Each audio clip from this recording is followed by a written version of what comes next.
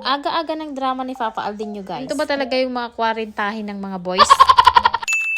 Morning! Welcome nga ulit sa ating mini vlog. Wala nga kaninang madaling araw ay sobrang lakas na ng ulan at hindi na tumigil hanggang ngayon. Kaya ayan, wala tayong mga magawa dito lang sa loob ng bahay. Baha guys! Baha guys! Baha guys! Sobrang lakas ng ulan, walang magawa na naman tayo. Siyempre, pag ganitong maulan ay alam na, kape is life. Minit-init man lang ang katawan. Sobrang lamig guys. Isip nga ako dito kung ano bang pwedeng magawa at nang mai-upload. Ay hindi makalabas, hindi rin sila makagawa dun sa bahay. Ay wala tayong ibibidyo. Ay sabi ko gagawa na lang ng mini vlog tapos magsisweet-sweetan kami dito. Kaso nga lang biglang nakumpronta tayo dito bigla ni Papa Alden ah. Biglang nagsalita ng hindi ko inaasahan ah. Ba't sweet ka rin pag gabi? Hanggang hindi ka nasa camera.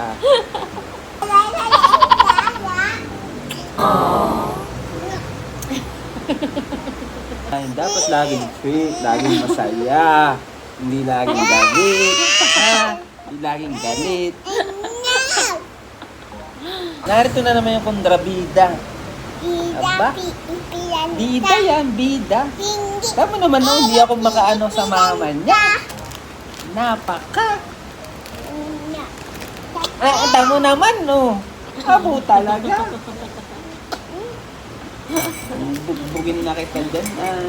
Hindi takot yan, mama. Ay nako, Papa Alden, kung ano-anong sinasabi mo dyan. Siguro ito yung sinasabi nilang love language. Hindi kasi yun yung love language ko, yung pagka-clingy, yung pagiging sweet. More on, mapagbigay kasi yung ano ko, love language ko. Kayo ba? Tapos hindi rin ako masyado sa salita. Basta yun, pag yung mapagbigay ako, pagka mahal ko yung isang tao, mapagbigay ako. Iba-iba kasi yung love language ng mga tao. Siguro si Papa Alden yun yung love language niya, yung pagiging sweet, yung touch, ganyan. Aba, pag ganito ba naman kasi yung panahon, talaga namang ay. Kaso nga lang, siguro sa epekto na rin ng pill sa akin, kaya ganito nagiging moody minsan, tapos mainitin yung ulo. At ayun na nga guys, preparing na tayo ng ating pang dinner dito. Ang ating ulam ay sardinas. Hindi kami makalabas guys dahil nga maulan. So ito kung ano yung mga nandyan sa malapit, yun na lang muna yung aming inulam. Lalagyan natin ng malunggay para meron tayong kaunting gulay. Hindi kasi kami nakapamalengke, kaya wala talaga kaming stock dito sa ref na makakain. Habang nagluluto nga si Papa Alden ay kami naman ito nanonood ng Netflix. Pinabitawan ko muna yung mga cellphone at kanina pa, naku po. Napanood namin ito guys,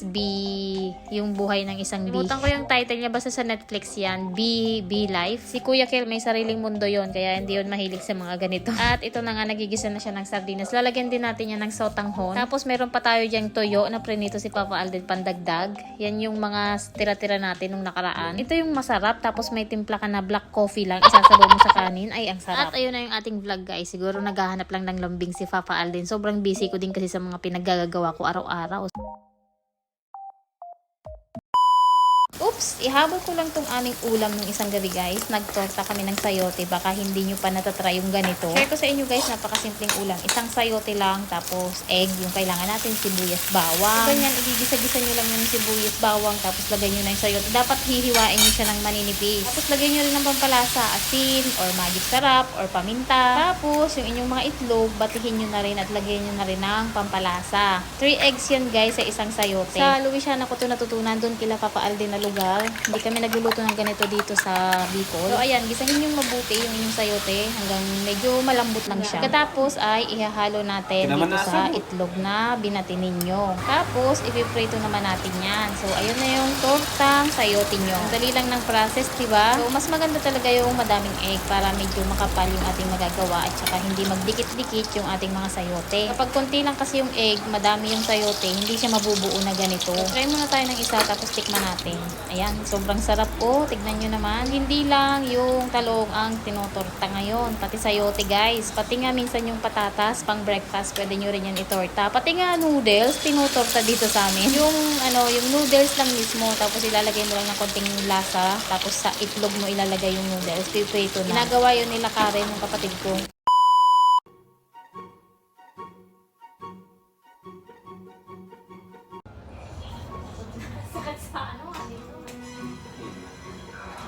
Ito guys, yung couple challenge na makikita nyo sa TikTok. So, ginagaya namin kung kaya ba namin gawin yung lulusot ka dun sa loob ng braso ng mister mo. So nga lang, struggle is real. Hindi pwedeng talaki. Testing ha? Doon!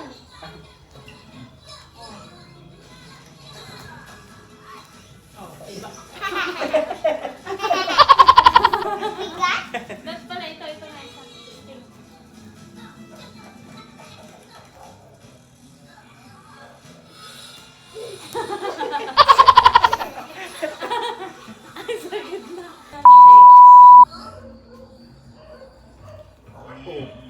Natama ka sa ano? Sa ganito.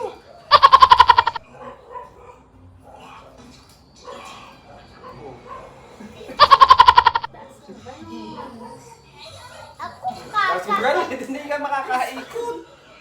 Isa na lang, dito pala, dito. Tabi. Testing.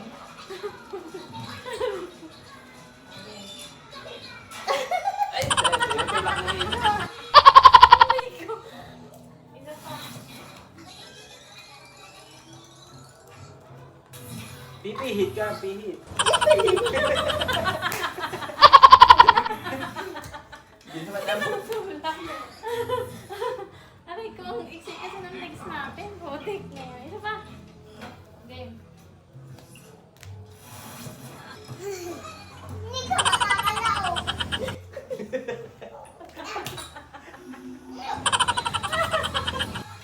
Ay, sige, sige, sige.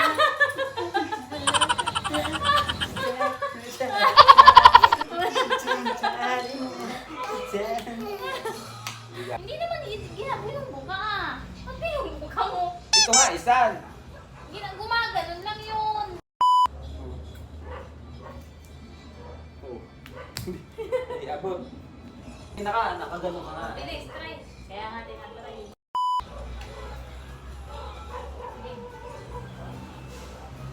Ikot. Hindi naman natin ko. Dito ka lang ah.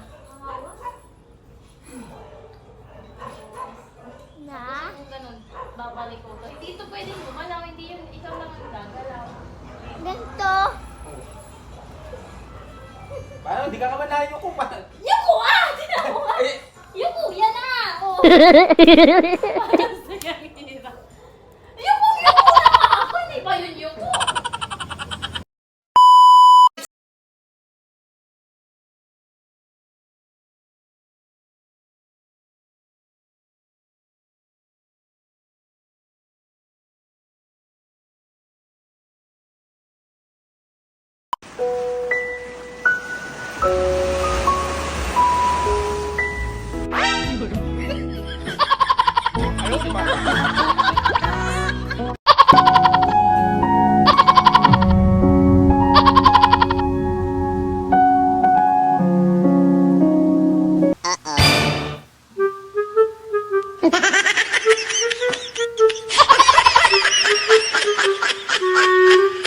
Problema mo rin ba to sa iyong mga bra na paglabas ng washing ay buhol-buhol na? Lalo na kapag mister o mga anak mo yung naglaba. Worry no more dahil meron na tayo nitong laundry bag for bra. Minsan din kasi nakakatamad mag hand wash nito lalo na kapag busy ka kaya naisasabay mo na talaga sa washing machine. Siyempre nakuha ko na naman tong idea na to nung ako ay nag-abroad dun sa Hong Kong. Meron silang maraming mga ganito at isa-isa talaga yan bawat bra. Siyempre may way din yan kung paano maglagay. Sundan nyo na lang yung ginawa ko. Huy, talaga naman tong ano ko. Nakita nyo kung paano ko inilagay sa loob ng basket para hindi masira yung kanyang mga style or yung kanyang foam. Tapos syempre isasarado nyo na and ilagay nyo na sa loob ng washing. Safe na yung ating pinakaiingatang mga bra na ilang taon nang hindi pa napapalitan. Uy! Kaya dapat mas ingatan mo yan para umabot pa mga 5 years ganon. Uy! Ginaganahan ng anak mong sumayaw dyan.